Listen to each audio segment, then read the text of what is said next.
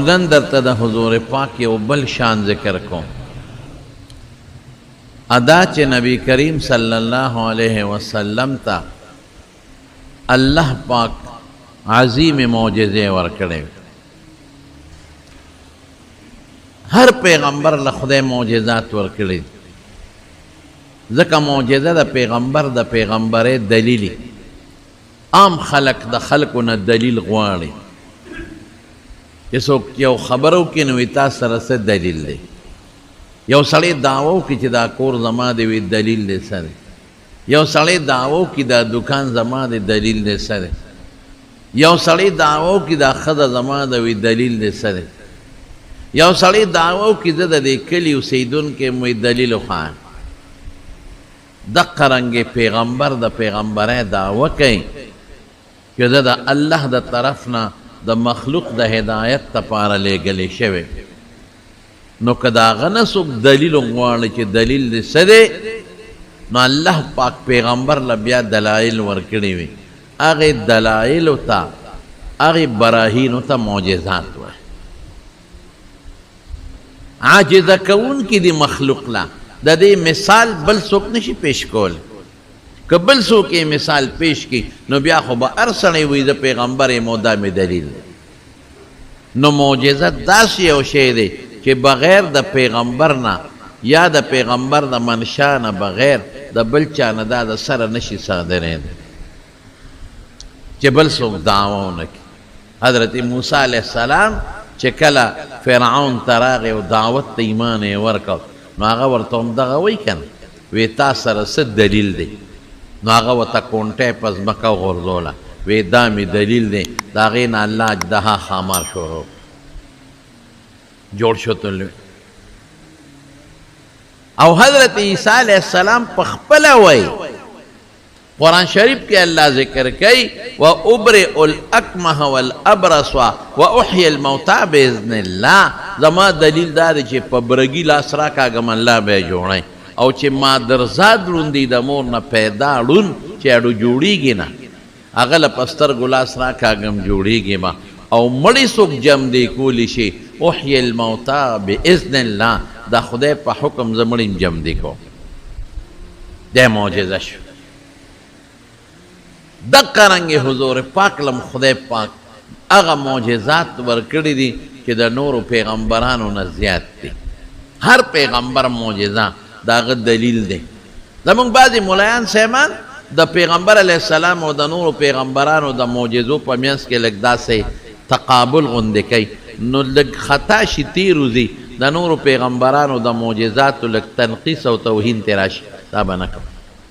د هر پیغمبر معجزه د خدای د طرف نه ده او د غټ دلیل دی او د پیغمبر غټ صفت دی. نو په داسې اندازه به خبره کوي چې د یو پیغمبر د معجزې توهین او تذلیل دا نشي. خدا به وایو چې زمونږ د ښکلي مبارک پیغمبر معجزات ډېر دي، او یو لویه معجزه د قرآن شریف په شکل کې ده چې هغه همیشه هم ده او غټ هم ده. ما چې دا کوم آیت درته ولوست، رب العالمین په قرآن شریف کې فرمایي اقتربت الساعة وانشق القمر، وی قیامت نږدې شو. ولې؟ د قیامت په نښو کې لویه نښه د حضور پاک راتلل. د هغه نه پس بل پیغمبر نه راځي، د هغه د امت نه پس بل امت نه راځي. حضور پاک په خپله فرمایي زه نه وایم بعثت انا والساعة كهاتین. دا دوه ګوتې مبارکې صحابه ورته ونیولې، وی زه او قیامت د دې دوو ګوتو په شان،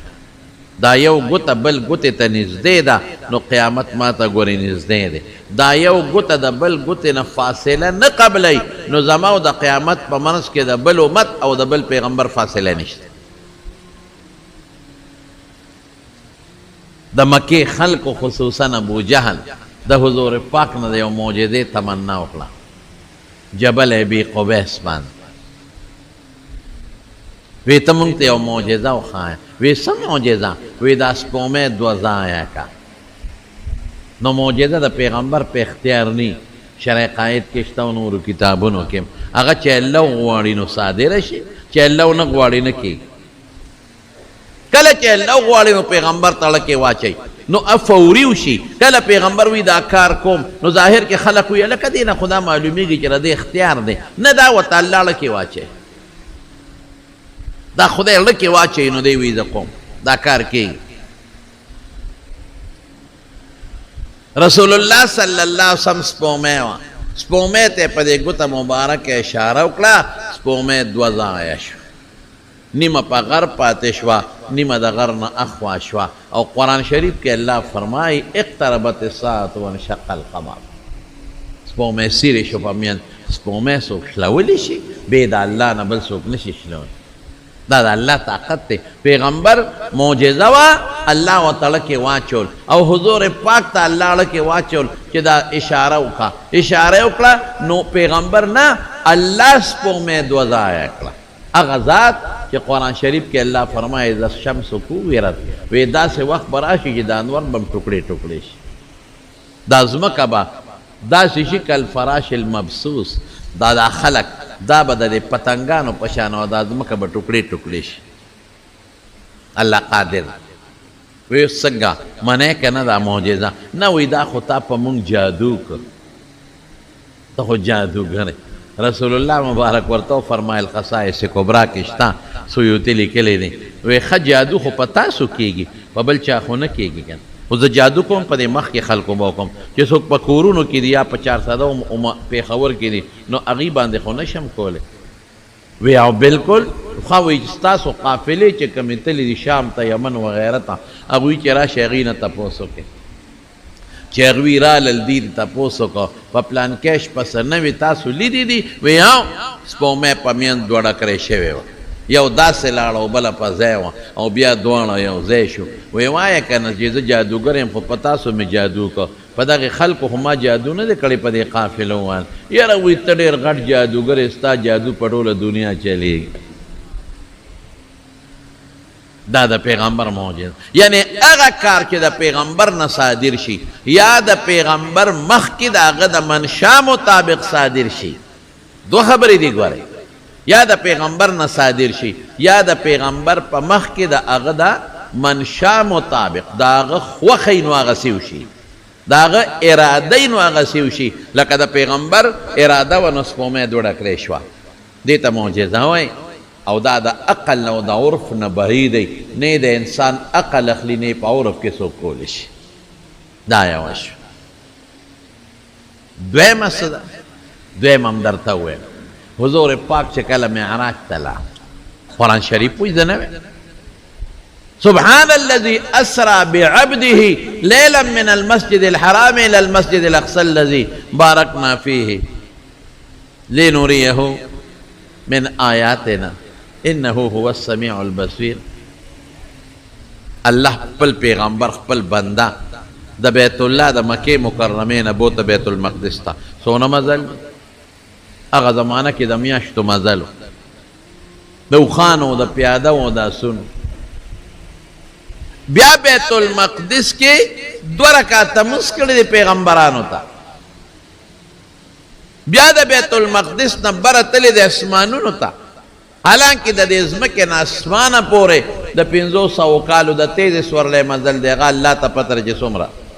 د لومبي نه دویمه پورې د دویم نه دریم نه څلورم د هرو دوه اسمانونو منځ کې دومره فاصله ده هغې ته لاړ بیا عرش د الله ته ورسېد بیا په جنتونو وګرځېد بیا دوزخونه وکتل او په لاره د پیغمبرانو سره ملاقاتونه مشو په لومبي اسمان کې د حضرت آدم علیه السلام سره ملاقات وشو په دویم اسمان کې د حضرت عیسی علیه السلام او د حضرت یحیی علیه السلام سره ملاقات وشو په دریم اسمان کې د حضرت یوسف علیه السلام سره ملاقات وشو په څلورمه کې د حضرت ادریس علیه السلام سره ملاقات وشو په پنځمه کې د حضرت هارون علیه السلام سره ملاقات وشو او بیا په شپږم کې د حضرت موسی علیه السلام سره او په اووم کې د حضرت ابراهیم علیه السلام سره بیا لاړ الله سره ملاقات وشو دا ثابت دی ملاقات رؤیت کې لږ اختلاف شته هم راجح دا ده چې رؤیت هم شوی دی خو خیر ملاقات د الله سره وشو بیا جنتونه ولیدل او بیا دوزخونه او بیا واپس چې په کومه لاره تللی و په هغې راغی بیت المقدس ته او د بیت المقدس نه واپس مکې مکرمې ته راغی دا څومره د میاشتو نه د کلونو نه د کروڑونو کلونو مزل عقل کم ځای داخل لاره کې خلا ده، هوا د سره نشته، اکسیجن نشته، لاره کې یخې علاقې دي، د دې ټولو نه الله ور تېر کړ. ولې ما خو درته وایي معجزه وایي دې ته چې د عقل نه به بار عقل به نه مني. او چې بیا د مکې نه مدینې ته ته او دا بیت المقدس ته، نو سیوطي لیکلي په خصائص کبرا د معجزاتو باب کې وګورئ. بلا طرق د حدیث دی حسن درجې ته رسېدلی دی. لاره کې پې مونځ وکړو، وي دلته 2 رکعاته وکړه، وي دا کوم ځای دی؟ وي دا یې د هجرت ځای دی. بیا پې یو ځای سورلی ودروله، وي دلته 2 رکعاته وکړو، وي کوم ځای دی؟ وي دا هغه ځای دی چې موسی علیه السلام ته تورات میلو شوي و تور. بیا بل ځای سورلی ودروله، وی دلته 2 وکړه، وي دا کوم ځای دی؟ بیت اللحم چې کوم ځای عیسی علیه السلام پیدا شوی دی. دا دومره سفر وشو، د کلکونو کلونو، د کروڑونو او د اربونو کلونو مزل دی. لیکن حضور پاک چې ته او واپس راغی، نو بستره چې څنګه ګرمه وه مقصې ګرمه پرته وه. او چې ته نو سیوطي لیکلي دي، ما راته بیا حواله درکړه، بیهقي لیکلي دي چې هغه زنځیر یې راوغورځاو، چې سړی ځي نو زنځیر د کړو زنځیر یې هغه یې راوغورځاو، نو هغه خو په لقېدو شي که نه، نو چې واپس راغی زنځیر همغسې لقېدلی او درېدلی نو. دې ته څه ویلې کېږي؟ معجزه. عقل نه بار خبرې. هلکه دا څنګه څه ته وایي؟ څنګه هم هغې شي ته ووایه چې د عقل لاندې راځي، څنګه هغه شي کې ووایه چې هغه د عادت او د عرف لاندې راځي. معجزه وایي دې ته چې د عقل نه به اوچتی، عقل به نه مني، عرف او عادت به نه مني. ځکه خو به خلک ووایي چې دا پیغمبر دلیل دی که نه. که د عرف او د عادت لاندې لکه ما ته څوک وایي یو معجزه پیش کا، مثال په طور یا تا ته وایي یا بل چا ته، او څه معجزه؟ یو جام اوبه او زه لاړ شم او د دې ګیلاس کولر نه ولا جام را ډک کړمه، نو دې ته معجزه نه وایي. دا د عرف لاندې راځي، د عقل لاندې راځي. دا خو تم کولی شي، او وایي مړه دا خو زه هم کولی شي. د منصور بادشاه زمانه کې یو سړي د پیغمبرۍ دعوه وکړه، دروغجنو. منصور بادشاه ورته وایي ستا څه معجزه ده؟ وایي چې ته څه غواړې؟ وی یو خټکي دلته اوسره وړه، د میدان کې راته یو خټکي راوړه، زه به مونږ به ومنو چې ته پیغمبر یې او که نه. وی یو 3 ورځې مهلت را دله به راوړو. هغه وی 3 ورځې؟ خبیث بچیا، 3 نه که ګینټه مې درکړه نو هلته به لاړ شي دکان کې به والی وروبړی. 3 ورځې کې لاړ وشي بازار ته او دلته به یې ماله راوړې، نو 3 ورځې مهلت مانه. او تی ما خو د پیغمبرۍ دعوه کړې ده، د خدای خو مې نه ده کړې. وی خدای 6 میاشتې کې پیدا کوي او ته ماله 3 ورځې مهلت هم نه راکړې. ګوره اوس دا معجزه نه ده. خدای چې 6 میاشتې کې پیدا کوي دا عرف او عادت دی. ته چې دا هغه ځای نه راوړې 3 ورځې پس، دا د عرف او عادت مطابق شی شو، دې ته معجزه نه ویلې کېږي. معجزه وایي دې ته چې عقل به نه مني، عرف به نه مني، نو ته به ومنې چې هو عقل نه موچته ده او د عرف نه او د پیغمبر نه صادره شوه. معلومیږي دا چې دا خدایي طاقت دی، عرف او عادت یې نه مني. معجزوي خدایي طاقت. او بیا چې حضور پاک راغی نو ابو جهل ولا مخې له راغی، ورته وی نن څه نوې زاړه شته که نه وی؟ او وی څنګه؟ وی بیت المقدس ته تللی ما واپس راغلی، مونږ بیت المقدس چې ورته وایو. هغه وی په وی ښه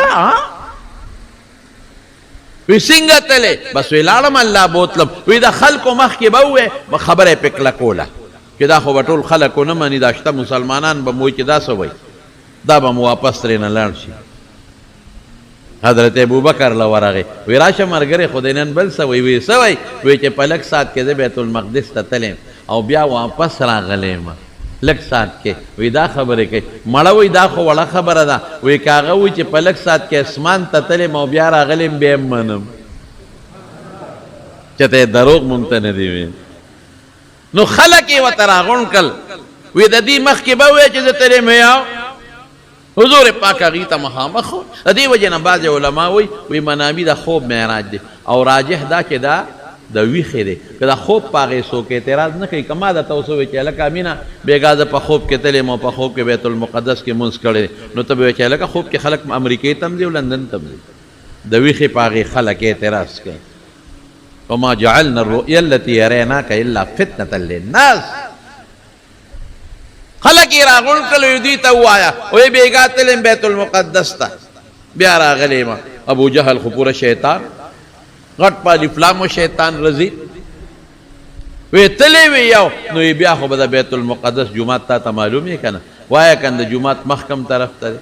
جومات د ښار نه کم طرف ته دی ښار څنګه دی د ښار شکل څنګه دی د ښار کوڅې څنګه دی حضور پاک وی دلته اوس حیران شوم چې خدای زه څه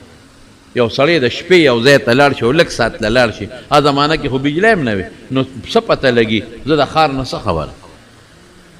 ما ته څه پته لګي زه اوس لاړم چین ته یو 10 ورځې مې پکې تېرې کړم او په څلورو صوبو باندې له چین وګرځېدم او جوماتونه مې پکې ولیدل او انسټیټیوټ هغې چې ورته یونیورسټي وي اسلامیه مې پکې وکته خو که ما نه یې تپوس وکړه چې هلکه په اورونچي کې دا یونیورسټي کوم طرف ته ده نو ما ته څه پته لګي وروره خو بس کې تللی مو بس کې راغلی کاشغر ښار مې ولید که ته ما ته وایې چې دا کاشغر ښار دا په کم طرف کې دی او د چین کم سیټ ته دی وروره زه څه خبره یم خو لاړم او هغه ښار کې وګرځېدم په دروازې ته لیم 2 ورځې مې تېرې کړې دي پته نشته هوټل کې ډوډۍ خوړلې ده هلکه د هوټل کې د مسلمانانو ډوډۍ خوړه ده کم طرف ته نو خر بچیه ما ته څه پته لګي کم طرف ته دې د طرف نه څه خبرې پخوا دلته یو وکیل صاحب و هغه به دا قوله په سر وله دا د پټکي رواج ډېر زیات و پخوا به د مشرانو پټکي په سر ول یو ښځې نه یو سړي کور نیولی و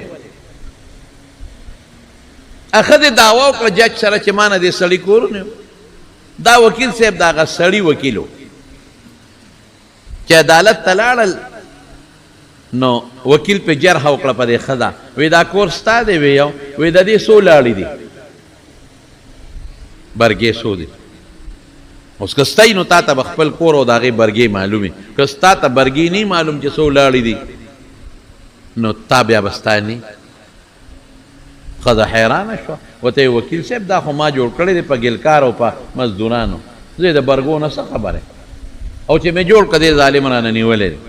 خو وکیل صاحب تا نه یو تپوس کوم دا کور ما یو ځل جوړ کړی دی په خپله نه دا مې جوړ کړی دی په مزدور او په لیبر او د نیولې صرف په ژوند کې یو ځل مې جوړ کړی او دا پټکې ته روزانه ساروی او ماښام یې سپړې ستا د پټکي څو وله دي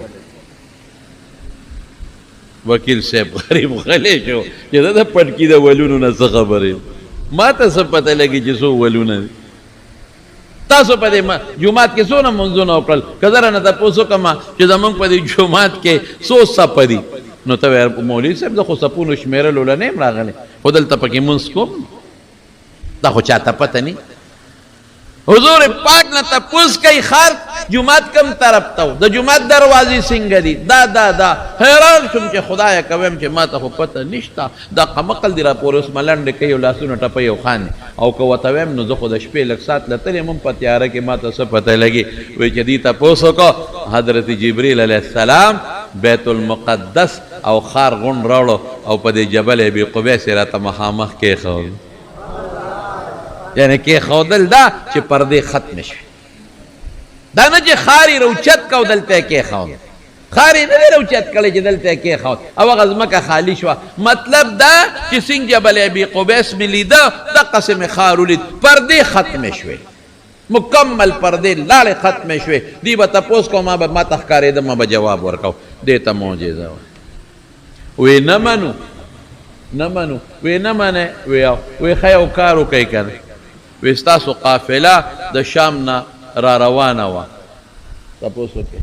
چې قافلې رالې تپوس یې وکړو هلکه تاسو نه اوښ او پلانکي ځای کې رانه اوښ روک شوی مونږ ورپسې ګرځېدو بلې نه یې تپوس وکړو او یاره وی ناګهاني اوښ منډه کړې ویارېد را پرې وخت پی ماته شوه بلې نه یې تپوس وکړه چې راله وی ستا په جام کې او یې اوبه وې ما په اوښ تړلې وې وی چې مې وکتل اوبه نشته ما وی دا اوبه به توی شوي کته موچه ده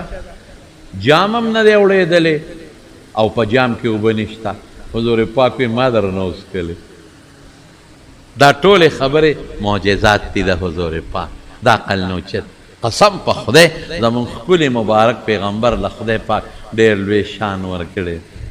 یو شان یې دا دی چې حضور پاک نه هغه کارونه خدای صادر کړي دي چې کم کار د عقل او د عرف نه اوچت دی چې ته ومنې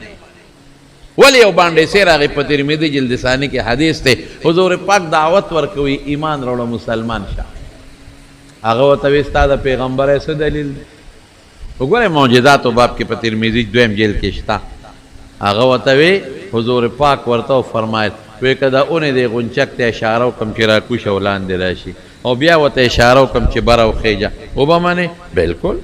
ځکه دا د پیغمبر نه بغیر بل څوک کولی نشي دا پیغمبر کوي د خدای په طاقت بې د الله د طاقت نه بل څوک کولی نشي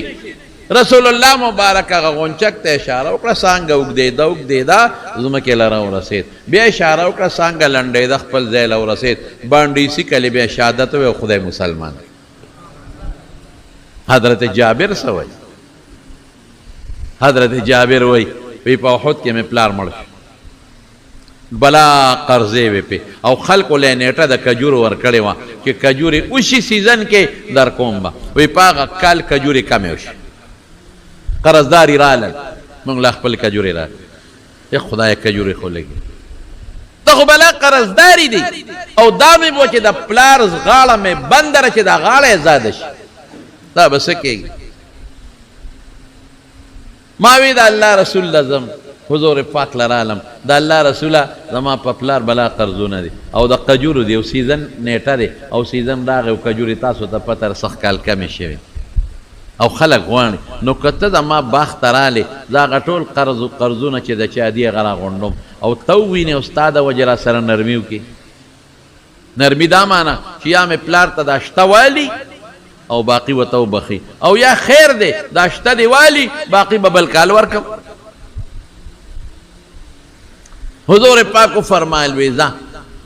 خلک راغونډ کا هغه خلک یې ټول راغونډ کړل رسول الله مبارک یې راوسته چې راوسته نو خلکو په سترګو کې حضرت جابر تھا داسې برن برن کتل مطلب یې دا و چې مونږ خو نه پرېږدو او تا خو رسول الله مبارک راوست د هغه د مخه تېرېدی هم نه شو دا به څه کو حضور پاک ډېر هوښیار و پوه شو ورته وی جابره داسې وکړه چې دا کجورې غونډې چې کمې دي د کجورو مختلف قسمونه دا ځان ځان له ډېرې کا او زه راځم ډېره ښه ده صاحب قرضداري ناست دي کجورې ځان ځان له ډېرې کړل حضرت جابر وی ما وی چې دا ټولې کجورې ورکړم کور ته دې یو نه سمه خو چې د پلار غاړه مې خلاصه شي خو په دې نه پوره کېږي وی دی کې حضور پاک راغی چې راغی چې کوم غټ ډېرې غټه د هغې نه یو څو چکرې والې وی ما ته وی ملګري دې راوغواړه د هغې نه لګیا دی کجورې ورکوي خلک بوجې ډکوي بل راځي بوجې ډکوي کجورې ورکوي ستاسو نه زما دومره غلم ډکوي ستاسو څومره زما دومره غلم ډکوي چې څومره قرضدار یو د ټولو قرضدارو قرضونه خلاص شو او چې نور ډېري خو محفوظ پاتې شو چې کوم ته حضور پاک ناستو وی قسم دې داسې ښکارېده لکه چې د هغې نه هم یوه کجوره نه کمه شوې او دا حضرت جابر څه وایي وی د خندق غزا وه خندق صحابه و کنه وی دی کې په خندق کې یو غټه تیږه راووته کودی ورته وی عربی کې ما خلکو وی چې دا خو نه کنستلی کېږي ډېره غټه ده وسه یې پرې وکړې حضور پاک ته وی د الله رسوله دا عرضت فی الخندق کدیتون یو غټه تیږه ده څه به کوو انا نازلون انشاءالله زه در کوزېږم کوزېدونکې حضور پاک ورکوش اوریوس چې ورکوشو ګنتري واغشتا اوچته کړه بسم الله وې او چې غزاري ورکو نو درې مېسا تیګه لکه د شګو بیلا رانا ته اوچته شو بیا وې بسم الله دویم غزاري ورکو دوی مېسم لکه د شګو بیلا رانا ته اوچته شو چې دریم غزاري ورکو بیا وې بسم الله درې مېسم شګې شوې ټول تیګه په درې غزارونو شګې شو دا معجزه لیکن درې رڼاګانې ووتې رسول الله مبارک او فرمای په دې یو رڼا خدای یمن وخو په دې بل رڼا خدای بحرین وخو په دې بل رڼا خدای شام وخو امت په خدای د غزینو ته رسي ورسېد کو نه رسي دا یو معجزه دو معجزې شي درېمه حضرت جابر وای چې حضور پاک ته مې قتل په خېټه کانه تړلې د لوګي د لاسا اوهو ما ته اجازه غوښته الله رسوله اجازه شته کور ته لاړ شه کور یو ځای نه چې دی د مشر نه اجازه بغواړ ما راته وی او وی چې لاړم نو ښځې ته مې وی ښځې هل عندك څه د سره شته रसूलुल्लाह मुबारक ने उगी उलिद बुखारी के राजी रअयतु बिरसूलिल्लाह सल्लल्लाहु अलैहि वसल्लम खमसन या खमसन शदीदन सख्त लुगावा मा फी ज़ालिक सब्र खज़ टिंगेदल न केगी सब्र न केगी ډېر خپېم ډېر وګي حضور پاک سشتا هغه یو سا 3.5 کیلو اور بشه لکه سا 3.5 کیلو څه شي داشتا او یو چیلنګړې ده د چیلې بچي اوره چوته تاسو وای د چیلې بچي پټې نه چیلې بچي کې بسونه غوخی یا 2 کیلو یا 3 کیلو او کورانه ده کور کې وي بار چې ګرځي صحرا کې سربای کور کې ده دادی وای ما ته چې خخه دې داسې وکا چې دا چیلنګړې لالوما او ته دا اوربشه وړکا هغه اوربشه وړکللې میچنې کړلې وېغل وړ او ما هغه چیلنګړې الا لکړه وه مې ټوکړې کړه کټوې کې مې واچول اور مې ورته بل کو چې زوزګار ادم خزه مې مزګاراو خزه وړ واغل 3.5 کیلو وړ دی اچي بوس مستیو باسي بیا کم پاتې کېږي ځه او چیلنګړې کې 2-3-5 کیلو یې کده 10 کیلو یې کا لس خونی پټي بچي ما خذ توي چې خذ دم حضور پاک را ولم خذ توي ګور جابره لا تفضحني برسول الله صلى الله عليه وسلم ومن معه اسنه ګور پیغمبر مبارک سره ټوله دنیا رانه ولي ګور او بشرمېږي دا خټول د سلو 5 کسو خوراک لاړ شپټ حضور پاک را ولې او 2 کسا زیات نه وی چرالم رسول الله مبارک ته مې الوي الله رسوله ما لګون خوراک تیار کړی فقم انت ونفران او ثلاث معك یو ته 2 یا 3 بدر سره زیات نه او خدا بارا بیٹا به خوره د سپیمو ځان ډکو او چې روزونو په غاخ کې ډکی وای او چې ټوخ کوي نو کنزل ایت د خدای غرق کا اسیرو کړولو اوګه پاتې شو ها هلکه ټیک ویم که غلطه بیا چې ټوخ کوي ایت د خدای غرق کا ګریسي پکې چولي دل مره ټوخه چې بل ټوخ کوي ټوخ ټولي چیمړې مړه واه پکې نه هلکه او په خېټه دلته لاسه وای لیټرین ته ځان مرسي شی دونه والے دی چې دلته په خېټه لاس وای چې خدای لیټرین به کم ځای راځي سه نه پمپر کې ونه بیګا هاي هاي دا ګناه ناروا حرام بلې پردې روړې باندې او څوک کوئی مړه چې د مخه نه کېده نو سلې په خوله اسې خلک راو کړو اسې خلک راو کړو نو نه به خوړه کړ په بیا د باندې خرڅه کړې مخوره ځان سره خو دې لاس نورم بوتلې دا ته ویل یو کس ته یو 15 بوتلې دا ګور دا ګورې دا ته زمونږ په دې کلو کې خلک گزاره کوي په پیښور کې ګورې خلک بې تپوسه دي مونږ ته خلک وایي که نه وی شادي حال کې مو د 300 خلکو ته کارډونه لېږلي د 500 م پخ کړې وه هر څه خلاص شو مې خلاصېږي به نه خلک مفتو کې روان دي او هغه د 10 روپو پتلونه اغوستې کباړي ا د 20 روپو هغه کوټه چولی کباړي او چشمه بیلې چولی کونټه وسري په خدای ته پولیټیکلی جنټ راغی اسوک منې کولی شي چې مرزه یو خبره مې واورېده یو سړی ناست دی ډوډۍ ته ډوډۍ خوري نو هوټل والا ورته ویله کا د ته څه کې بې دعوت راځي وی نه ما خو دعوت راکړی شوی دی وی چا وی جینۍ والا دعوت راکړی دی وی بیخ دیوزه دا د هلک او د جینۍ واده نه د ماشوم حقیقه ده جینۍ والا را څو امزل د چې تی نه ما چې به دلته را وی نن نه باندې یو بوټی یا مې وساته بیا به نه راځه خلک دې پسې شوي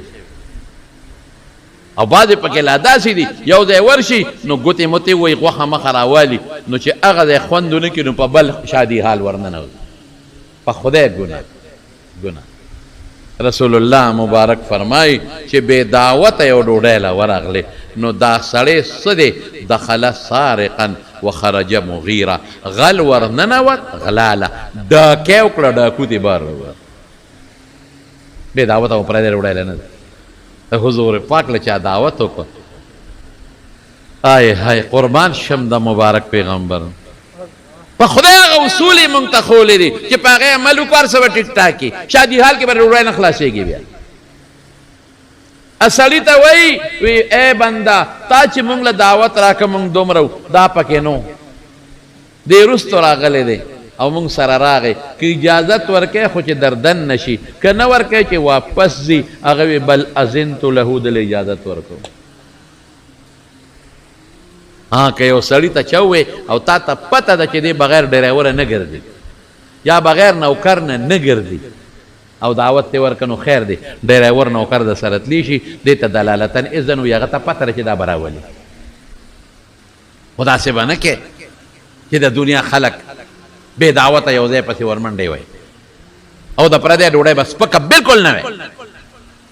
هلکه ډوډۍ څنګه وه ډېره زیاته وه څنګه وه بجي ډېره خشته وه ډېره ښکلې وه د ډوډۍ صفت دی که الله خوشحاله شو حضرت عایشه صدیقه فرمایي رسول الله مبارک لا یذم ذواقا د سکې د شي بدې چته نه دی ویل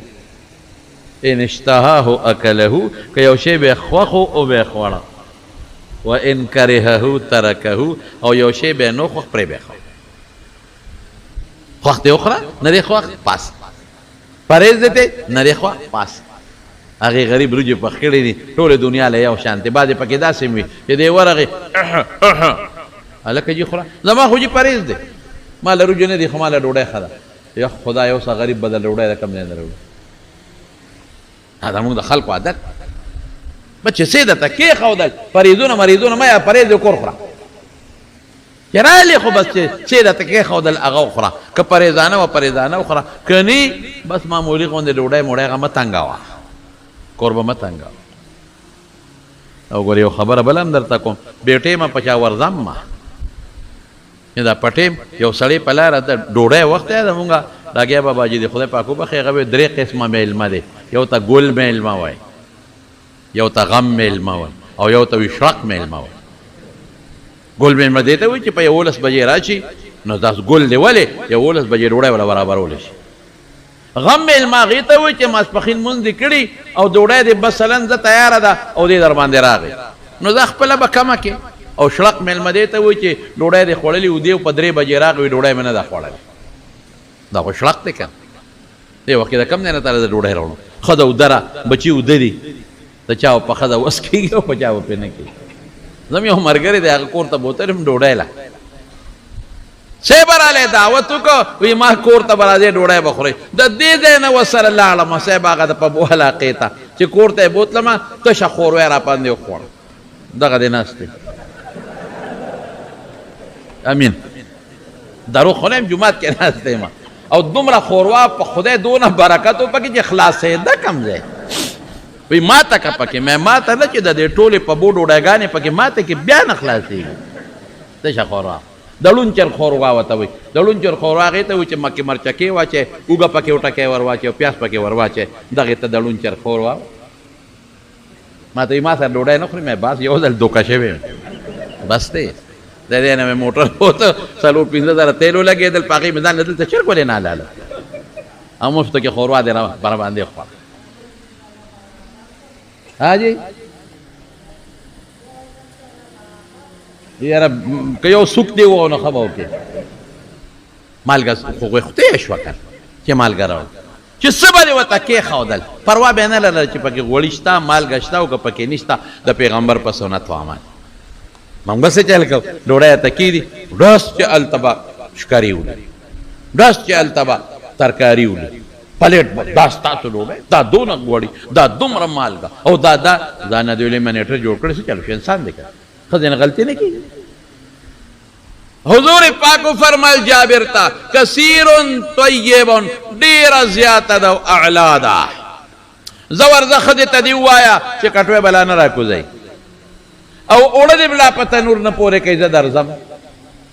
او ټول خندق والا ته اعلان وکړه یا اهل الخندق ان جابرا صنع سورا اے خندق والا او جابر ډوډۍ کړې ده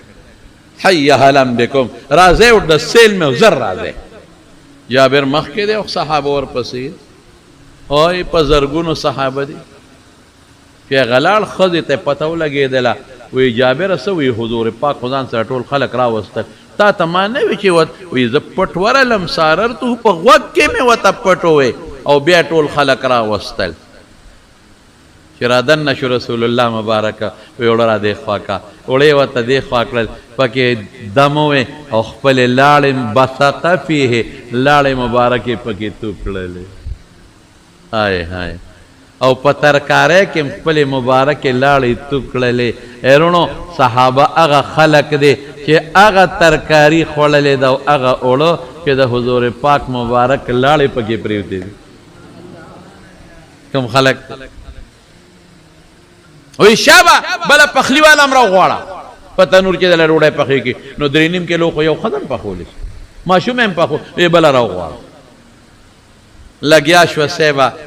او ډوډۍ پورې کوي او یې سر پرېږدی په تنور چې ډوډۍ ترې رانړوی سر پرېږدی او ډوډۍ ترې رانړوي او د دواړو جهانو مبارک سردار په خپلو لاسونو ډوډۍ میده کوي او د کټوۍ نه په سمسۍ نه په کاسه غوښه او ښوروا رالي د پاسه پیچی چا بیا را دننه کېږي یو ډله راځي خوري بله ډله راځي بیا ډوډۍ چوري کوي او ښوروا غوښه پیچی بیا ډوډۍ چوري کوي ښوروا غوښه پې اخلي په خدای یقین کوه حضرت جابر څه وایي هغه وی چې دا ټول خلک خلاص شو ډوډۍ خوړه وی ان عجیننا لیخبز کما هو وی زمونږ تنور باندې ډوډۍ هغسې پخېدی چې څنګه لومبې وختو او زمونږ کټوۍ هغسې جوشېده چې څنګه لومبې وختو وی څومره خلک کم کانو وی پرېږده کم کانو چې څومره لو کانو 100,000 لکفاهم وی که یو لکم وی ټول پې مړېدل دې ته معجزه وایي دا اوس عقل نه بار دلته به عقل نه جنګي وی عقل نه د پیغمبر دلیل خو دغه دی چې عقل بنالي عقل لاندې وي خو تیم کولی شي بل هم کولی شي بیا دلیل له کم ځای نه سفر کې روان دی 1400 یا 1400 صحابه دي وسره او رسول الله مبارک یو ځای تشریف فرما دی صحابه غونډ غونډ کېږي هلکه دا ولې غونډ غونډ کېږي وی صاحب اوبه نشته لیس معنا ماء الا ما فی رکوتک دغه تا سره چې د سرمنې کم جام دی هغې کې دغه اوبه دي نورې نشته حضور پاک سره سرمنې جام وي لږې غوندې اوبه دي الله اکبر خپل مبارک لاسې په هغه اوبو کې کېښوده اوبه په هغې کې د دې ګروتونو په منځ کې داسې راخوټ کېدی که امثال العیون لکه د چینو په شان 1400 صحابه هم څکلې مشکونه هم ترې ډک کړل څاروي هم پې سیراب کړل دا معجزه شوه د حضور پاک نو د پیغمبر مبارک شان ته اوس وګوره څارو ورسره خبرې کړې ما د ته مخکې جمعه کې ویل خوراک کې برکت پیدا شوی اوبو کې برکت پیدا شوی دی حدیبیه کې کوئی تشک صحابه وی صاحب کوئی مزنزاو دغه مخکې واقع په لاره کې و د حدیبیه و دا رسول الله مبارک راغی یو غشی راواغېسته او د حدیبیې په کوی کې ورغورځو وی لږ صبر ورته وکړئ او بل روایت کې راځي چې خوله کې اوبه مبارکې واغېستې پکې وغورځولې دواړه به کړي وی لږ صبر وکړئ صحابو صبر وکړه وی دی شروع پې کوې دومره اوبه پکې پیدا شوې چې هغه ټولو خلکو مسکلې او مشکونه هم ترې ډک کړل څاروي هم سیراب په یو سفر کې را روان دی حضور پاک یو ځای کې دمه وکړه صحابه ورته الله رسول اوبه نشته وی لاړ شئ وګرځئ اوبه را پیدا کړئ صحابه ګرځېدل اوبه نشته یو ښځه وه په اوښ د پاسه سوره وه یو طرف ته مشک دی بل طرف ته انډې ورته ویې لکه یو طرف ته مشک دی بل طرف ته مشک دی د اوبو ډک او دا ښځه په منځ کې ناسته ده هغې صحابو د دې ښځې نه تپوس وکړو این الماء اوبه کوم ځای دي بخاري کې راځي جلد ثاني کې مغازیو کې وی عهدي بالماء امس هذا الوقت وی پرون دی وخت کې د اوبو د غاړې نه را روانه شوې پرون دی وخت یو شواروز اوبه لري دي او زمونږ سړي نشته بار تللی دي تجارت وغیره پسې نو زه مشر یم نو لاړم اوبه مې وله یو شواروز اوبه لري دي حضور پاک هغه ښځه صحابه او د هغه ښځې اوښ ونیوه او نبي علیه السلام له یې بوتله وی صاحب دلته خو باړو شته دی نه دا ښځه د مخکې کلي ده او دا وایي چې اوبه نشته شواروز مخکې پرون دې وخت کې د اوبو د غاړې نه دا را روانه شوې ده یو شواروز رسول الله مبارکه ښځې ته یې ویې لږه راکوشه راکوزی کړه او د مشک هغه وړې خولې سخسوړې وسپړدل د یو نه وسپړدل اوبې ترې راچولې د بل نه وسپړدل او صحابو ته یې شابه اسکې هغوی وسکلې وی شابه مشکونه هم ترې ډک کې مشکونه هم ترې ډک کړل بیا ولا خولې وتړلې ښځې ته ویې ښځې هغه اوس حیرانه ده چې خدای دا د موبو سره څه لوبه شروع ده اوبه رانه اخېستلې کېږي او مشکونه همغسې ډک دي او رسول الله مبارک ورته فرمایي وایه که نه اوبه دې څنګه دي وی صاحب د مخکې نه مې مشکونه زیات ډک دي وی مونږ ستا اوبه کمې نه کړې ګورې مونږ له خدای اوبه راکړې او بیا صحابو ته وی اله شابه دې ښځې له مونږ یو فایده را دې د وجې نه الله مونږ ته رسوله راغونډ کې چا ستوان او چا بل او چا بل یو غوټی وله تیاره کړه هغې اوښې ته وخېجوله هغه غوټی ورته مخکې کېښوده وي دا ستا دپاره زمونږ د طرف نه هدیه ده ښځه چې لاړه قوم ورته وی ته خو نن لیټ شوې یاره وی داسې یو سړی او دا چلی وکړه اوبه زما د مشکونو کې د هغې نه زیاتې شوې او هغوی ته پخپله مسکلې او مشکونه هم ترې بلا ډک کړل وی یا خو دې پیغمبر دی او یا د ځمکې او د اسمان په منځ کې غټ جادوګر دی دوه خبرې دي او دا خوراک یې هم راکړي بیا به صحابه راتلل او د دې نه ګیر چاپېره چې به کم کافر و هغې سره به جنګ کو د دې قوم ته یې غږ نه کو نو دې قوم ته ویې ګوره دا صحابه مونږ قصدن پرېږدي ولې مونږ ورسره یو ځل ورسره ما د اوبو ښېګړه کړې ځای چې ځو ایمان پرې راوړو ښځه مخکې شو او قوم ورپسې شو او رسول الله مبارک له راړل او خدای پاک ټول مسلمانان کړل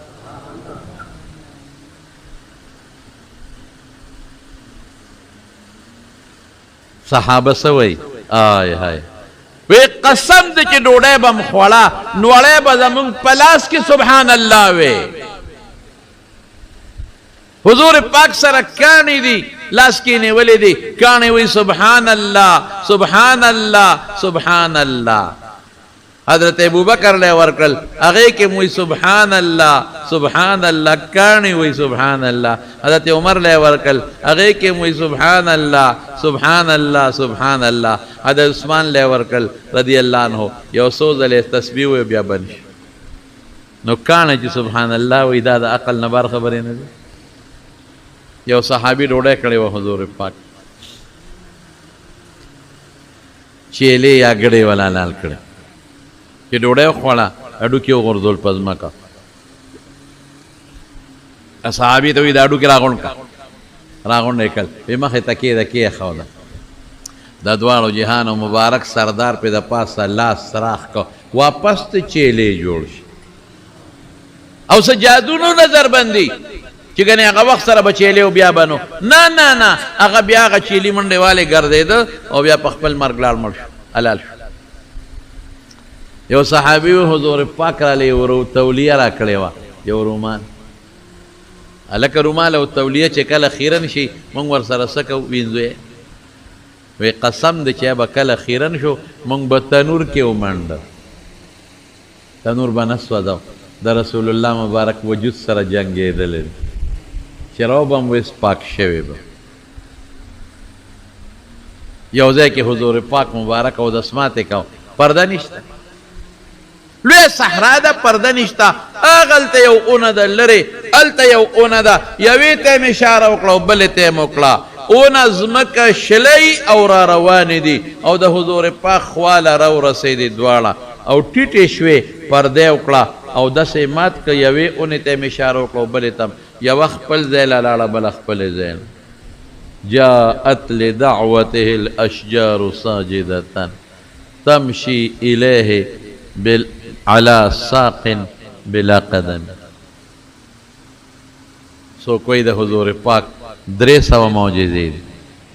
سو کوئی 900 دي. حافظ ابن قیم وی د 1000 نه زیاتې دي،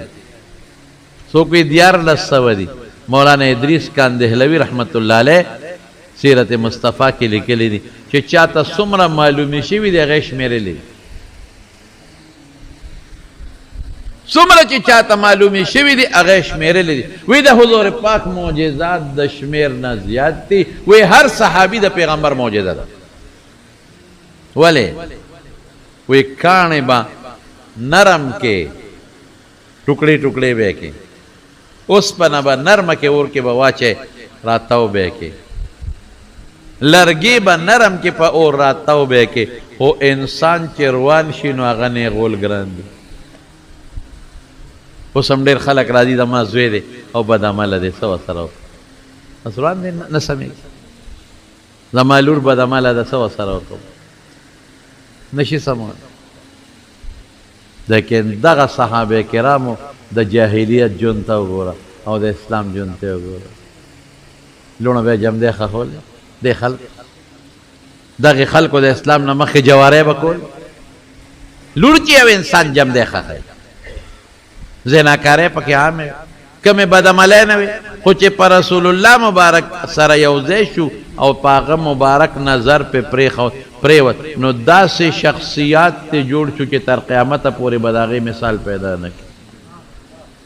هر صحابي د حضور پاک معجزه ده، معجزه اهمه معجزه. کسرا بادشاہ رسول الله مبارک ورته خط ولیږه، داسې و لکه د امریکې باچا چې د فارس دغه زمانه کې 200 پر طاقت و، یو د روم او یو د فارس. د فارس بادشاہ ته به کسرا وي، پرویز یې نوم، پرویز ابن هرمز د نوشیروان عادل بادشاہ نوسیو. حضور پاک ورته خط ورولېږه چې په ما ایمان راوړه. هغه له چې خط سنګ ور ورساو هغه دومره غوسه شو چې ما ته خط رالیږي چې په ما ایمان راوړه، نو خط یې فمزقه ویشله او ټوکړې ټوکړې یې کړ، ویشله. او 2 کسان یې راوستل، وی راشئ شابه مدینې ته لاړ شئ، او د مسلمانانو دا مشر چې دا ځان ته پیغمبر وي دا مړ کړئ. 2 څوک یې 2 راوستل، کمانډو، هغه زمانه کې چې کوم کمانډو، او هغې له تورې جوړې کړې، خاص تورې، او هغې د زهرو په اوبو کې ولا غوپه ورکړه، د زهرو اوبې ورکړې چې که مړ نم شي خو چې د زهرو په دې توره ولګي نو جمدې به نه پاتې کېږي. او داسې سپېشلې ولا جوړې کړې وی چې مدینې ته ورسې نو د دې کمیس دننه شاته ولا تی کې پټ جوړ کړی، وی دې کې به ومنډی که څوک هم ګوري چې تاسو سره توره ني، خو چې مخامخ کېنې په یې توره به یې ووهې. 2 کسان تیار. حضور پاک مبارک ته استازی راغی، دغه پته خو نه لګي، ورته وی صاحب خط خو مې یوړه هغه وشله وهو د خط بې عزتي وکړه. اللهم مزقهم کل ممزق، خدای دوی ټوکړې ټوکړې پورې ټوکړې. داس معجزه ده، پیغمبر خیره ده. الله وسره څه وکړل؟ د دې پرویز ویو او د دې پرویز ښځه وه، د هغې نوم شیرینو، د دې زوی نوم یې شیروی و. دا شیروی په هغه مېرنه مورمین و، مېرنه مور یې خوښه وه، او دې پلار ته هم پته وه چې زما دا زوی زما په دې ښځه مین دی،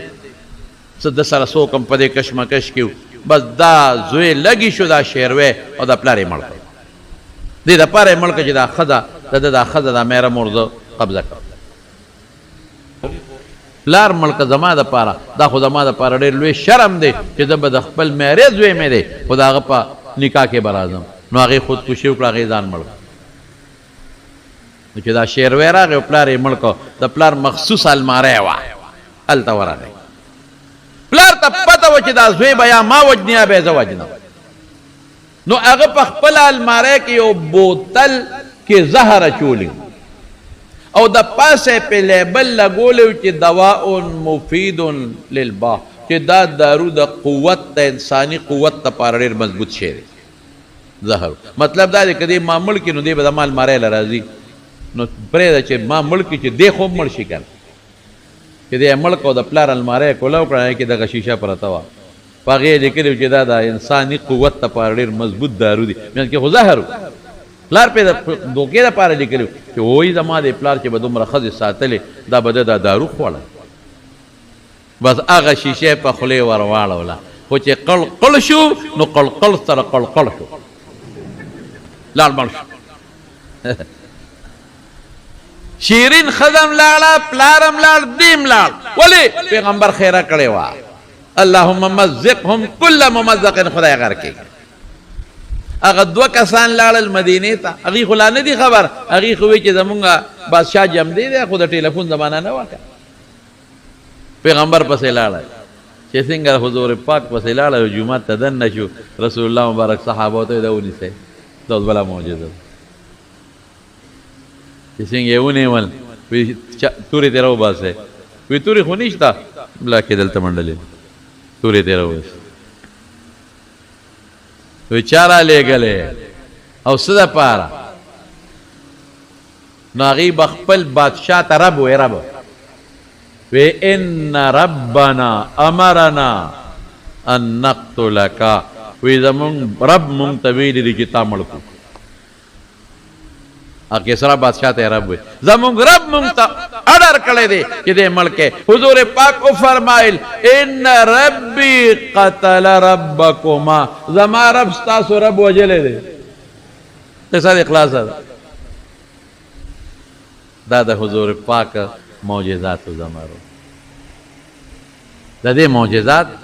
حضور پاک فرمایي د کم پیغمبر چې معجزات ډېري امت به ډېري وی زما معجزات ډېر دي امید لرم چې امت به مې د ټولو نه ډېري او د کم پیغمبر معجزه چې دایمي وي امت په دایمي زما معجزه د قرآن شریف په شکل کې همیشه را زما امت په تر قیامته پورې همیشه زما رونو دا زموږ د ښکلي مبارک پیغمبر یو مې درته دا ووی چې رحمت للعالمین دی دوی مې راته دا ووی چې د ډېرو لوړو مضبوطو براهینو دلایلو بیناتو او د معجزاتو خاوندو داسې ښکلی پیغمبر خدای راکړی او دا زمونږ ته چې الله هدایت نصیب کړی دی په خدای د دې دو نعمتونو د برکت نه یو قرآن شریف یو رسول الله او قرآن شریف د پیغمبر مبارک باندې نازل کتاب دی بس الله نازل کړی او حضور پاک شارح دی شرح ولا کړی دا لازم ملزوم دی مونږ لام پکار دی مونږ د حضور پاک صفت کو بڑائی بیانو عبادت ته الله کړی دی دا صفت الله صفت کړی په قرآن شریف کې لقد من الله علی المؤمنین اذ بعث فیهم رسولا منهم الله یو پیغمبر لېږلی دی د دې قوم نه لېږلی دی او بیا د هغه صفت یتلو علیهم آیاتک او فلان فلان او یا ایها النبی انا ارسلناک شاهدا ومبشرا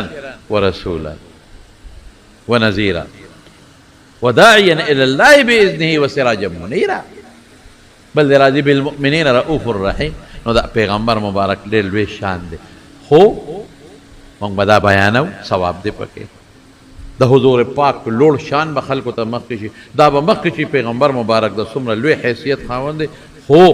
اتباع پکار ده د پیغمبر راغلی چې کوم مقصد ده دی چې هغه مقصد مونږ خپل کو هغه مقصد حضور پاک قرآن راوړی دی سنت یې راوړی حدیث یې راوړی او د هغې نه ښکلې شوې مسلې فقه په هغې مونږ عمل وکړو دغه کامیابي ده که یوازې مونږ د الله صفت کوو یوازې مونږ د مبارک پیغمبر صفت کوو او د هغې په تعلیماتو عمل نه کوو کافي نه ده خبره کافي به کله شي چې مونږ د الله په قرآن او د هغې په مسایلو او د رسول الله مبارک را لېږلي دین هغه چې راوړی دی احادیث سنت په هغې مونږ عمل وکړو دا دنیا زمونږ طالبان وایي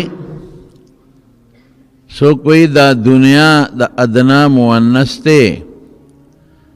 د آخرت په مقابله کې ډېره نږدې ده ځکه ورته دنیا وایي او بعضې حضرات وایي چې د دناعت نه ماخوذ دی دني لاندې سیز بیکاره کمزورې ذلیل سیز ته وایي نو حضور پاک فرمایي الدنیا کلها ملعونه دنیا دغه معنا ته چې مونږ ګورو وی دنیا د خدای د رحمت نه لرې ده الا ذکر الله. یو څو څیزونه ته مستثنا دي. دا الله ذکر چې کې الله یادې، او په قرآن شریف کې د ذکر اطلاق په قرآن شوی دی بار بار. د خدای قرآن له توجه ورکې، او چې څوک د ذکر سره مینه کوي، محبت ساتي، ذاکرینو سره مینه کوي، دا ته مستثنا شو. خامخا د سړي نه په دنیا کې څه ناڅه ګناهونه کېږي، د دې نه څوک نه خلاصېږي. نو مثال یې د یو ډنډې دی. بعضې خلک په یو څښاک ډنډ کې دننه ولاړي، او څوک یې په غاړو تاویږي را تاویږي، نو د ډنډې په غاړه هم څښه اوبه پرتې وي، د چا پکې خپې لمدي شي، د چا جامو له وجود له څاڅکې او دارې راځي. نو علاج به یې څه کوو؟ یو خو به مونږ کوشش کوو چې د دې ډنډې نه ځان وباسو. د ډنډې نه ځان چې وباسې،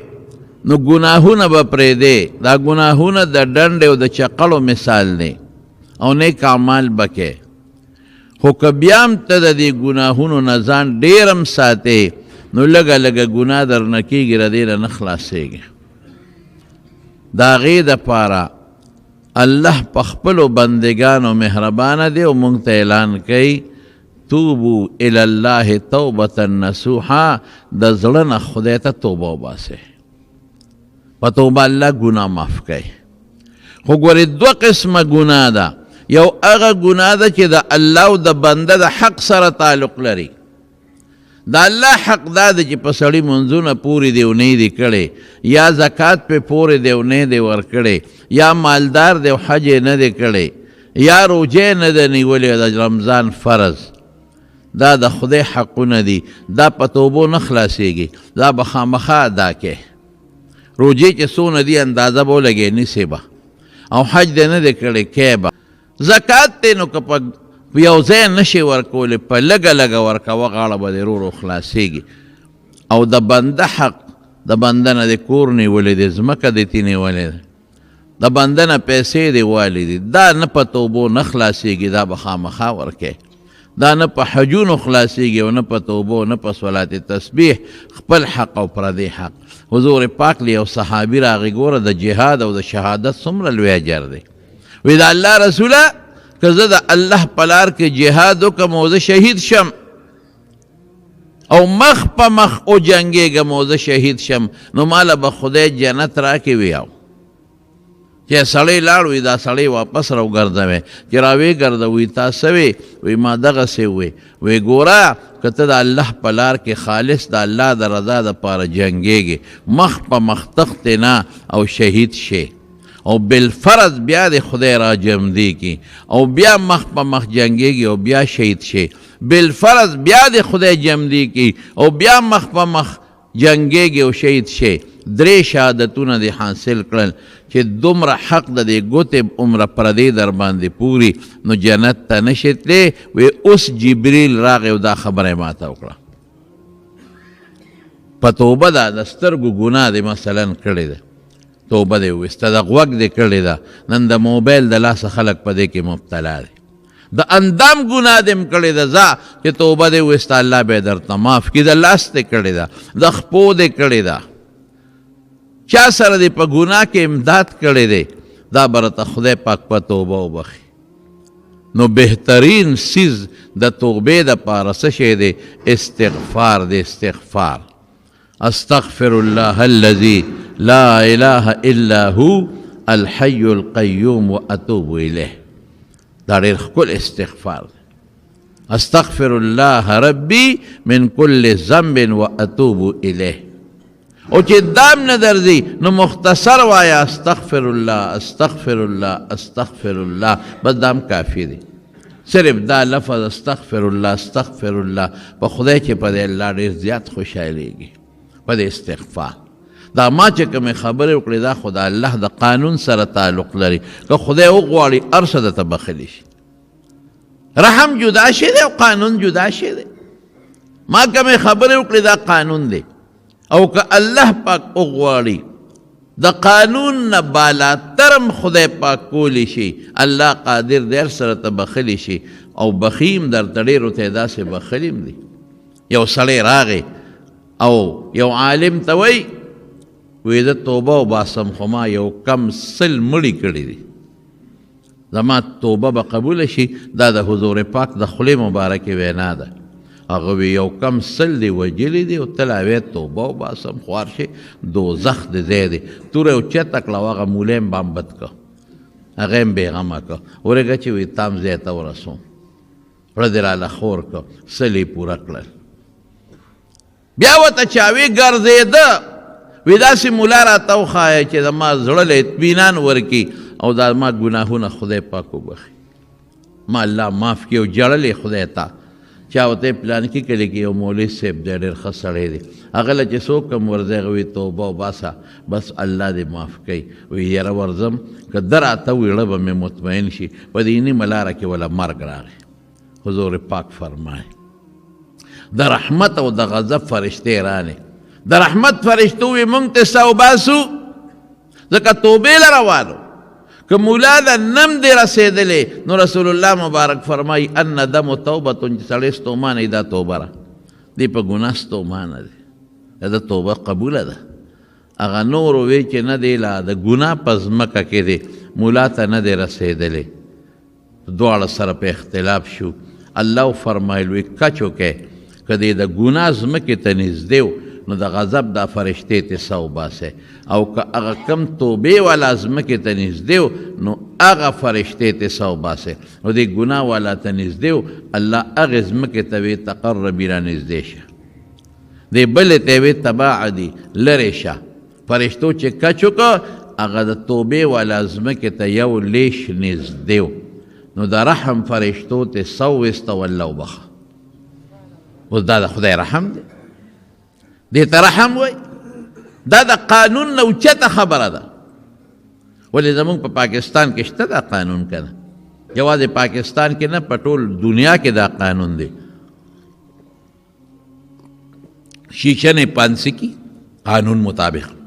چې دا مړی تا کړی دی په هائی کورټ کې درخواست ورکړي، اپیل وکړي. هائی کورټ یې پانسی کې وي دا مړی دی کړی دی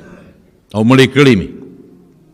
سپریم کورٹ کې اپیل وکړي، سپریم کورٹ هم ولا اپیل خارج کې وي دا مړی دی کړی دی. اوس قانون خدا دی چې پانسی حکم پې ولګوي تو پانسی کېږي، لیکن د هغې نه پس صدر ته یو درخواست دی چې هغې ته رحم درخواست وایي. د صدر او د بادشاه خوښه ده که مفتو کې معاف کوي نو معاف کولی شي. دا قانون نه اوچته خبره ده. دا ما چې وختي خبره وکړې دا د الله نظام او قانون دی، دغسې به کوي. او رحم د اوس الله پته نه لګي چې په چا څنګه رحم کوي او څنګه رحم نه کوي، خو رحم هم په هغه چا الله کوي چې الله ته ډېرې جړاګانې وکړي، فریاد وکړي وایي استغفر الله استغفر الله استغفر الله، یا الله زه بخښنه غواړم او ما معاف کړه.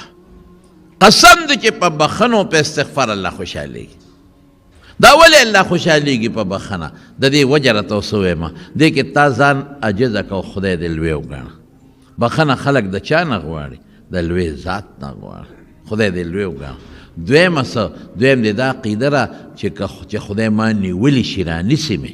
ځکه خو ته معافي غواړه. دریم په ګناه دې اقرار وکړه چې ما خدای ګناه کړی دی. څلورم خپل ځان دې عاجزه که، نو چې دومره ځان عاجزه کې په ګناه قرار وکړې، بخښنه وغواړې، ستومانه شي چې دا ګناه مې نه وې کړې، الله لوی ذات وګڼې، الله هغه ذات وګڼې چې که ما معاف نه کړي نو ما رانیولې م شي. الله معافی ورکولو والا هم دی، الله توبه قبلولو والا هم دی، الله رحم والا هم دی. په توبه کې دومره ډېرې خبرې دي نو په دې خدای به نه خوشحالېږي، په څه به خوشحالېږي؟ مولانا روم صاحب رحمت الله علیه یو واقع لیکلی ده، ما تاسو ته ویلي ده بار بار. وی حضرت عمر فاروق رضی الله عنه په لاره روانو او خو ډېر تیز انسانو، جذباتي، ټول خلک به مسلمانان څه کوي، کافر به هم یریدل. یو سړی د یو یهودي عیسایي د کور نه راووت، ذمي ورته وایي، او لاس کې شراب. چې عمر یې ولید بس سړی په یریدو شو، زرې هغه د شرابو بوتل صادرې تو کتې او ترخ کې ومنډه. او غریب په یریدو شو چې خدایا دا څه مسله د امیر المؤمنین خو په خپلو سترګو لیدم او چې اوس به راسره څه لوبه کوي. حضرت عمر هم خپې ورتیزې کړې، قدمونه یې اوږده واغېشتل او ځان یې ور ورسو او دا سړی په دې زړه کې وایي چې یا خدایه نن مې معاف کړې، بیا زما توبه که مې د شرابو بوتل لمګوتې یوړې. خدای چې امیر المؤمنین به څه کوي، ما خو یې پرېبه مې دي چې زه خو په پی دی اغشتی دی او ګرم دی په ترخ کې دی نیولی دی. اوس خو دروغ مې مویدا سو شو چې داسې رپېدل چې څنګه بوتل د صادر نه راویسته ډس چې بوتل ته لاندې پرېوت، چې پرېوت پی ته وبېدل پی او پی نه بړاس خیجي ګرم. حضرت عمر حیران شو، هلکه دا څه مسله ده، ما خو ته دغه ځای نه ولیدې چې تا سره د شرابو بوتل او لاس کې دې نیولی و یخ پخم و، دا څه مسله ده؟ پی مې که څه جادوګرې جادو دې درکې او که څه مسله ده؟ وی نه هېڅ جادو مادو نشته، دا شراب و. صاحب خو ما به معاف کوې؟ وی نه معاف ما شراب دې کور کې اغېشتې چې ته مې ولیدې ډېر زیات ویرېدم، په دې زړه کې مې توبه وویسته چې خدایه بیا به د شرابو بوتل له ګوتې م نه وړم، خو الله اوس مې معاف کړې. ما توبه وویسته. دا دغه توبې برکت دی دنیا کې الله وښول. حضرت عمر ورته وفرمایل وی دا د توبې برکت دی چې دا شراب دی خدای پاک په پیو بدل کړل. دروغ دی وی دروغجن یې نه کړې، دروغ دی وی الله دروغجن نه کړې، رښتیا چې تاسو بیا قصد سره الله وکړل. د توبې دونه برکت دی. خیر وی داسې دونه لویه خبره نه ده چې شراب په پیو بدل شو. شراب هم یو سیال بیدون کې شی دی او پیم بیدون کې شی دی. د تعجب خبره دا ده چې دا پی دی په دا ترخ کې ګرم څنګه شو؟ دا چا ګرم کړه؟ حضور پاک فرمای رب اشعث اغبر لو اقسم علی الله لابره. ډیر کله ته داسې انسان دی چې ببر سره دی، دوړې او غبار پیلوتی دی، که په خدای قسم وخوري نو خدای پاک به په قسم کې رښتونې کې او دروغجن به نه کي. قسم وخوري چې زما د قسمې چې باران به کېږي، شین اسماني الله به وریځ راولي، الله به باران وکړي چې دی دروغجن نشي. دونه خیال الله د بعضې بندګانو ساتي. په یو توبه دغه انسان کم ځای ته ورسېد، کم ځای ته خدای پاک په یو توبه ورسو. دا د خدای فضل دی او د الله کرم دی چې د چا باندې وشي. خدا فضل او کرم په هغه چا کېږي چې ځان خدای ته نږدې کړي. ای ګناه ما خو درته ووې، الله څه فرمایي؟ وایي زه ستاسو په عذاب څه کوم؟ ما تاسو عذاب له خو نه پیدا کړی. یو ماشوم یو ګوډاګي جوړ کړي د خټو، دا ماشومان اکثر جوړوي او تی وله روان کا ابه لوغړېږي. د خټو ګناګې دی چې تی وله روان کې ابه لوغړېږي هغه ماشوم په خاورو کې او چغې به م وایي، لتې به م وایي چې دا خو ما ګوډاګې جوړ کو تا راله ولې روان کو. نو انسان غوندې ښکلی شخصیت چې الله فرمایي لقد خلقنا الانسان فی احسن تقویم، دا الله جوړ کړی دی. څونه مرحلونه یې د مور په ګېډه کې راوچت کړی دی او بیا په دنیا کې د عذاب له پیدا کړی. ما یفعل الله بعذابکم ان شکرتم. الله او زما د نعمت شکریه ادا کې،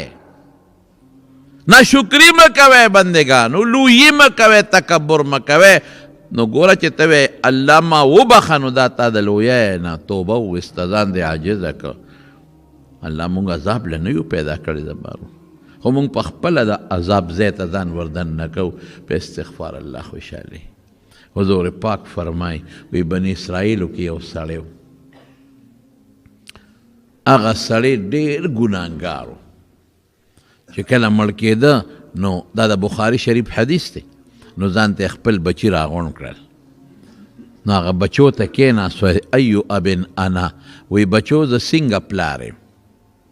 زه خو بیمار یم، مرم ورځ دوه کې د نه مرم روان یم، خو زه څنګه پلار یم؟ هغې وی بابا ته ډېر ښه پلار یې، زمونږ د ډېر ښه تربیت وکړه، مونږ له دې وګټله، مونږ دې لوی کړو ماشومان، ستا غوندې پلار نشته. وی بچې زما یو خبره ده او د مرګ وخت کې درته کوم منی به وایه بابا قربان. وی ښه داسې کار دی، وعده را سره وکړي چې زما دا سوال زه درته څه ویم دا به منې. بابا بالکل حضور پاک فرمایي عهود او مواثیق کله کې وعدې ته واغشتې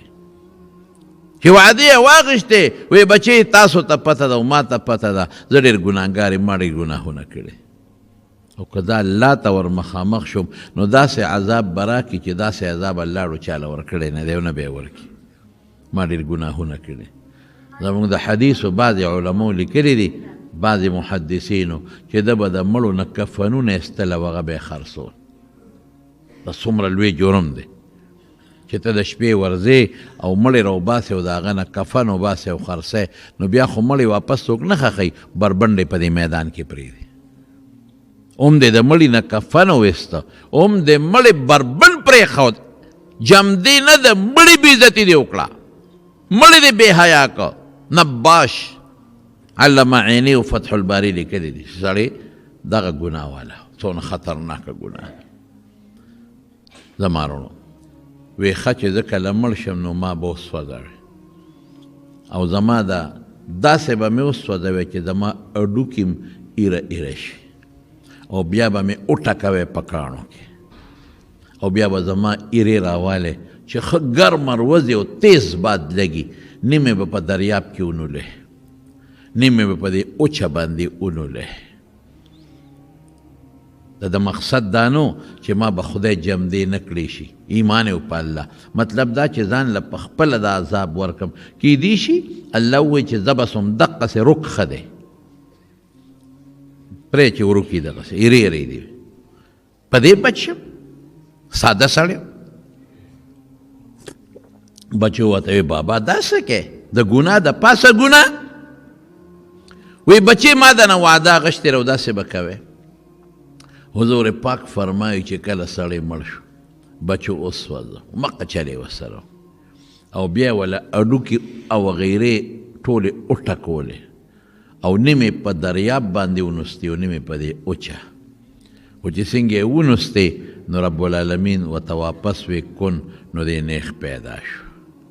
د الله نه یو شی نشي پټېد چې ایرې شي او چوره چورم شي نو د الله نه پټ نه کم ذات چې د نشت نه تا هسته راوستی شي نو هغه ذات چې ته ټوکړې ټوکړې شي او ایرې شي نو واپس ته هم جمدې کولی او الله په دې ستړي کېږي نه یو کن لفظ سره دا ارسه کوي چې ځان ته یې مخامخ ودرو وی بنده دا دې څه کړی ما نه پټېدی شي ما نه غیبېدی شي ما نه روکېدی شي جرم د پاسه دومره جرمونه دې کړي دي او د جرم د پاسه دا جرم وکړه وصیت دې وکړه دې سړي الله ته من خشیتک یا رب الله ستا نه یریدم تا ته نه شم ودرېدی ډېر ګناهګار وم تا ته نه شم ودرېدی ستا د یرې نه مې الله دا وصیت کړی دا مې کړی دی الله خو خبردار دی په زړونو الله غفر له فرشتو ته وی زه دا ما وبخه دې زما نه یریده د مرګ په وخت کې ما وبخه جنت ته په مخه کې نام د خدای رحم دا د خدای کرم دی دا د قانون نه بالاتر دی په خدای قسم زه کله کله سوچ کوم زه یم یا الله ته په موږ څونه مهربانې مونږ ګناه کوو بیا روزي راکې مونږ تا خفه کوو بیا رزق راکې مونږ د سترګو ګناه کوو مونږ د غوږ ګناه کوو مونږ د ژبې ګناه کوو ټوله ورځ مونږ د زړه ګناه کوو خدای بیا هم راله روزي راکې بیا دې هم ښکلی شکل راکړی بیا دې هم بچي راکړی دي بیا دې هم عزت راکړی دی بیا دې هم راله پړه کې د مانځه مینه پیدا کړې ده او ځان ته مدرې خدای بیا دې هم راله روغ صحت راکړی دی خدای ته څونه مهربانه باچی یو سیز نه ځان ساتی د کبر نه ځان ساتی الله به سره احسان کوي حضور پاک یو ځای فرمایلی الله ارحم بعباده من الام بولدها دومره الله په خپلو بندګانو مهربانه دی چې دومره مور په خپلو بچو نه ده مهربان الله په خپلو بندګانو دونه مهربانه دی یو ښځې سره ماشوم و ماشوم اور بلو نو چې د اور لمبه به اوچته شوه نو هغه ماشوم به یې داسې غاړې ته که چې توی ونه وی او چې د اور لمبه به ښکته شوه نو ماشوم بیا سینې ته راجوخ که نو حضور پاک او فرمایل وی دا مور په دې خپل بچي څونه مهربانه ده وګوره لمبه چې راوچته شي نو بچی ته یې خوا کړي او چې لمبه ښکته شي نو بچی بیا سینې ته رانږدې کړي وی ډېره زیاته وی د دې مور نه چې د دې په بچي کم رحم دی د الله په خپلو بندګانو زیات رحم دی ښځه راله حضور پاک لی هغه بچی راوسته وی تا داسې فرمایلی دي چې د الله رحم په خپلو بندګانو د مور نه په بچي چې کم رحم دی زیات دی وی او نو زه خو به دا خپل بچی اور ته ونه غورځومه نو الله خپل بندگان اور ته ولې غورځوي حضور پاک وجړل سترګو مبارکو نه اوښکې وبهېدې چې واقعي سوال خو مضبوط دی مور بچری خپل بچی اور ته ونه غورځوي چې دومره د بچي ګوته وسوځي معمولي غوندې په اور نو مور ټوله شپه ورسره پریشانه پلاره مې خو مور ډېره پریشانه هر وخت ولا ګوته رالیو اوله ښکلی اوله چپی مور ډېر مهربانه ده ډېره په بچي باندې لږه نه حضور پاک وجړل او بیا فرمایل ان الله لا یلقي فی النار الا المارد المتمرد علی الله الله هغه بنده په اور کې غورځوي چې د الله په مقابله کې سرکشي او لویي کوي چې تکبر او لویي نه کوي او د الله نه معافي غواړي ځان ته عاجزه وي یا الله زه عاجز یم خدای زه لویي نه کوم زه ډېر کمزور یم زه ډېر عاجز یم خدای ستا د یو ماشي د مقابلې پروردګاره زه نه یم او چې دا تکبر کوي او لویي کوي او ځان ته لوی وي دا به اور ته خدای غورځوي او دغه بچی چې د مور په مخ کې لویي شروع کړه او تکبر یې شروع کړه نو اکثر دغه مور هم دا بچی عاق کړي که معافیم ته غواړي وي نه دی معاف کوم جیل لی ورکي اکثر پولیس ته ورکي بل مسلمان کمزورې ګڼل ځان لوی ګڼل ځان اوچت ګڼل زه داسې یم زه داسې یم زه به داسې وکړم زه به داسې وکړم زو لفظ په دې تکبر الله شیطان 80,000 سال عبادت ابلیس کړی او په دغه تکبر یې ذلیله نه کړ امام غزالی منهاج العابدین کې لیکلی دي 80,000 کال عبادت یې کړی او د عبادت په وجه د فرشتو مقام په هلته په اسمانونو کې به اوسېده او چې الله ورته وی آدم ته سجده ولګوه نو څه وکړل وی نه کوم او باقاعده خدای سره مقابله وکړه خلقتنی من نار وخلقته من طین اسجد لما خلقت طینا د اور نه پیدا یم د اور لمبه خشتمی اوچته روانې او خټه تکه تورې او په ځمکه پرتی زه به هغه شي ته سجده لګوم چې د خټې نه دې پیدا کړی الله وی زما لک ان تتکبر فیها الله اکبر تعالی زما په مخ کې په دې جنت کې په دې اسمانونو کې کبر مناسب نه دی زه شاب دا غځې نه راځلی لک 80,000 سال زما ستاسې عبادت دی 80,000 کال عبادت یې ول په یو ځل دوړه کړ او سپیره بچي معافي مو نه غوښته کنه که د هغې نه پسې معافي غوښتې وه چې الله معافي غواړم ممکن ده چې الله معاف کړی وی هغې نه پس څه وی وی دا آدم او رده بچي به زه پرېږدم نه د نه به یې لرې کوم د هر طرف نه به د ده په بچو ځامله کوم بره نه و لاندې نه و ښي نه و ګس نه و مخکې نه او شا نه او پرېږدم به یې نه دوزخ ته به یې درته لېږم تا به ترې خفه کوم او دا به زه نه پرېږدم چې دا قسمونه وخوړل الله ته قسمونه وخوړل ګوره دومره کبرجن دی نو الله فرمایل تا وخوړل قسمونه زما د په خپل ذات په خپل جلال په خپله لویې په خپلو صفتونو قسمي چې ته هر څومره ګمراه کړې او ما ته سر ښکته کړي او معافي وغواړي توبه وباسي هر څه به ورته معاف کړم کبر دونه خطرناک شی دی توبه او معافي باندې الله دونه خوشحالي د مارونو ځان له یو نصاب مقرر کې روزانه استغفر الله وای علماء نه یاد کې او د استغفار نور سنی دومره وایا استغفر الله ربي من كل ذنب واتوب الیه دا مختصر صرف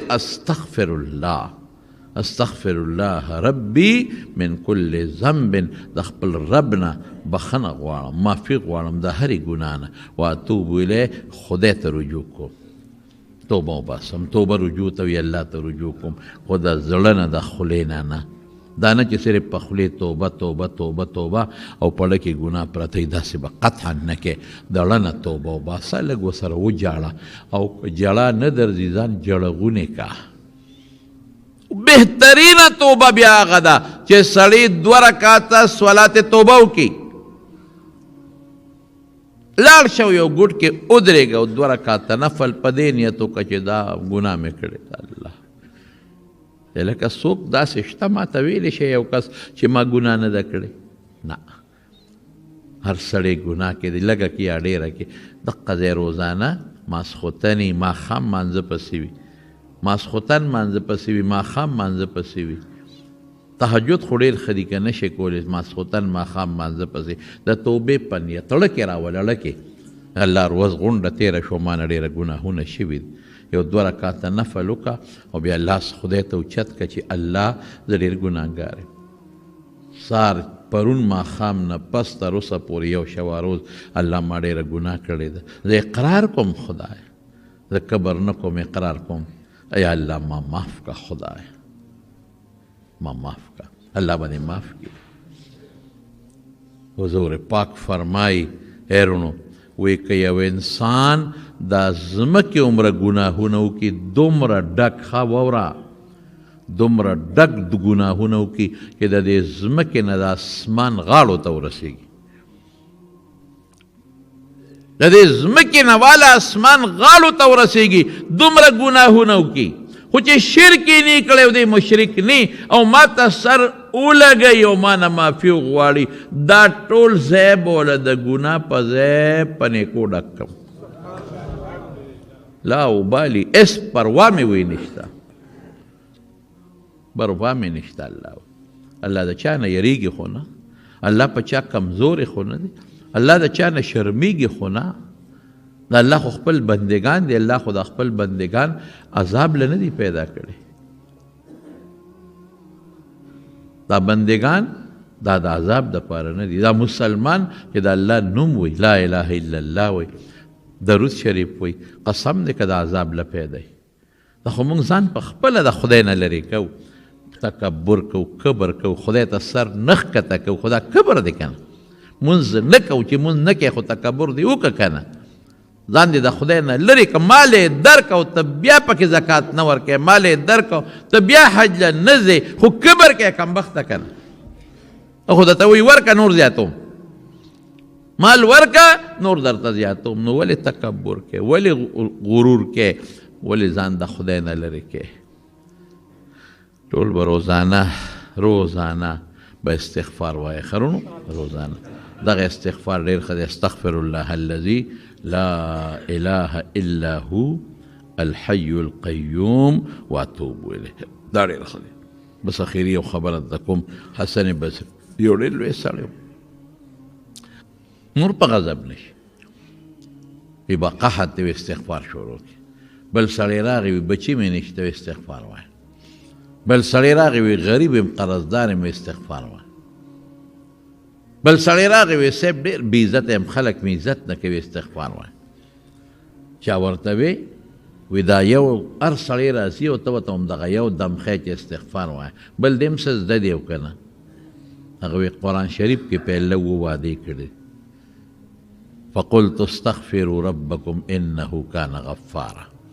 الله به دې وبخي استغفار وایه یرسل السماء علیکم مدرارا په شیبو باران به در باندې وکړي ويمددكم بأموال غریب مال بدر کی وبنین زامن بدر کی ويجعل لكم جنات ويجعل لكم انهارا باغون بدر کی نهرون به خدای در کی ما لكم لا ترجون لله وقارا عزت ولې نه غواړې د خدای نه عزت وغواړه مطلب دا چې عزت به خدای در کی ډېر زبردست اصل چیز د استغفار روح څه دی ځان عاجزه ګڼل خدای لوی ګڼل په خپله ګناه قرار کول د ګناه معافي غوښتل الله قادر ګڼل الله نیونکی ګڼل الله معافي ورکوونکي دا دومره خبرې په استغفار کې راغلې نو ځکه په الله خوشحالي هلکه ټول به ووایه که خیر انشاءالله استغفر الله الذي ووایه لا إله إلا هو الحي القيوم وأتوب إليه. کدا نشي ویل دون وایه استغفر الله ربي من كل ذنب وأتوب إليه. او کدام نشي ویل دا خو ویل شي چې استغفر الله استغفر الله استغفر الله. او صلات حاجت صلات توبه داغي خو یو اوږده دعا ده، داغې نه د مانځه پس لا إله إلا الله الحليم الكريم سبحان الله رب العرش العظيم نسألك موجبات رحمتك وعزائم مغفرتك والغنيمة من كل بر والسلامة من كل اسم لا تدع لنا ذنبا إلا غفرت ولا هما إلا فرجت ولا دينا إلا قضيت ولا مريضا إلا شفيت ولا حاجة من حوائج الدنيا والآخرة هي لك رضوان إلا قضيتها يا أرحم الراحمين. ودي كتابونو کشتا یاد ہے کہ پکاغذی لکھے داغے نہیں ہوئے خو خیر که دغه دعا نم شوی ویلې که دا چاته یاد نی نم شوی ویلې نو د مانځه نه پس دقه خدای ته لاس اوچت که یا الله ما وخه زما ګناهونه معاف کا بس دغه هم کافي ده. الله دې موږ ته معافي نصیب کړي. الله موږ ډېر ګناهګار یو لږ نه ډېر، الله موږ معاف کا. خدای موږ ډېر ګناهګار یو موږ معاف کا. خدای مونږ کې هر قسمه ګناه شته، وړم شته، لویه شته، ستا حقونه هم دي، ستا د بنده حقونه دي. الله مونږ سره د قانون معامله مه کوه، د خپل رحم معامله وکړه. الله مونږ معاف کړه. زمونږ مور او پلار چې کوم مړه دي هغوی وبخه، چې کوم جمدي دي روغ صحتونه ورکړه. خدای په مونږ د خپل رحم باران نازل کړه. د رحم د باران دپاره دعا وکړه ډېره سوکړه ده. الله د رحم باران وکړي، الله د رحم باران وکړي، الله د رحم باران وکړي. الله زمونږ بچي زمونږ رونه خویندې د هغوی د اولاد حفاظت وکړه. الله د حاسدینو د حسد نه مو ساته، الله د شریانو د شر نه مو ساته، الله د فتنهګرو د فتنو نه مو ساته. الله دواړو جهانو خیر او خوشحالی او برکات هم نصیب کا. الله د دنیا و آخر د فتنو آفتونو نه په امن کې وساته. الله مریضانو له روغ صحتونو او شفا ورکا. الله که هسپتالونو کې دي که په کورونو کې څوک بیماران دي، یا الله روغ صحت ورکا، یا الله شفا ورکا، یا الله روغ صحت ورکا، یا الله شفا ورکا. الله بے اولاد الاولاد ورکا. الله چې د چا نارینه بچی دي نارینه اولاد ولا ورکا. یا الله تم د حیا او د پردې صادر نصیب کا. الله د مونږ او زمونږ د بال بچ نوسان وسو حفاظت وکا. خدای پاک که د چا یو بل سره روانې دشمنۍ طرفګنۍ پر هغوی بدلې کا.